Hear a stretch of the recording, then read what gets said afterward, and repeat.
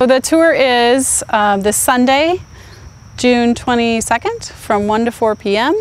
at 1224 East Cook. So that's east of 71.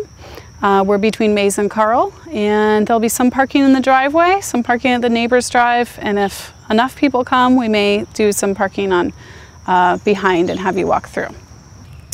I will be at the tour with my husband and my daughter, and then Joseph will be here, and also Eve, who keeps bees. So we'll have kind of a beginning portion where we go ahead and walk through formally the different areas, and then I'm going to kind of let people split off to their areas of interest. So Joseph will probably be out here and talk about what he's doing, Eve will talk about bees, and then we'll stay in the garden and we'll bring some kitchen type stuff out.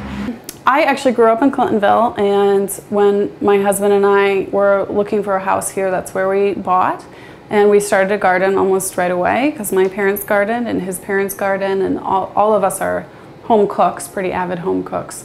And we were satisfied there for a while, but realized how much we really enjoyed it and how much more we could do with some more space. So we started looking in this specific area, which is basically just the other side of the tracks from Clintonville, but has a lot larger space.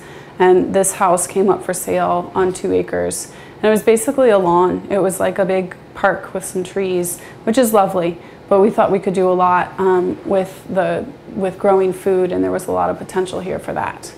So we started, with a few little things in the first few months. We moved in the winter, and it's kind of hard to get things established then.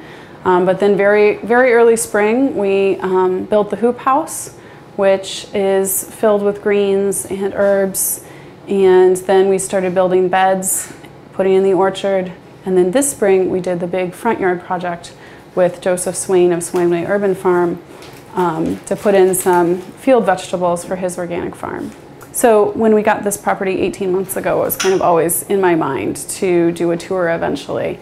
And now I feel like we're at a place where we can show people things. We're still in a lot of transition. Our orchard trees are shorter than me and really spindly, but that's okay, because I think it's good to show people what you can do in all kinds of spaces in different amounts of time. Mostly I've learned through personal trial and error. I do a lot of, I like to visit other farms and farmers markets, and I talk to farmers there, so I'm learning direct one-on-one, I think is what works for me. I've found some help and some resources. Mother Earth News has lots of good ideas, but I like to try things myself and put them into action and see what really works. And the cool thing about gardening is it changes year to year, season to season. So I'm always doing something that seems like a big success and something that's a failure, and the next year it might be reversed. So it's always an experiment, and I really focus, I think it's most sustainable to be diversified.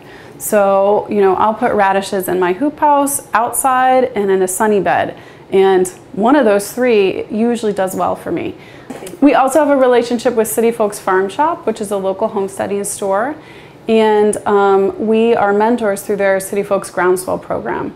So what that is intentional effort to build homesteading families in Columbus. So the mentor group selected 10 mentees, and we're kind of guiding them along this whole growing season with formal classes, informal gatherings, and a lot of work sharing. So I've been out to several of the mentee families to advise them on garden location and how they're doing. And then some of them are coming over this weekend to get ready for the tour, actually, to help me weed and mulch and do the things to make this property look as pretty as it can.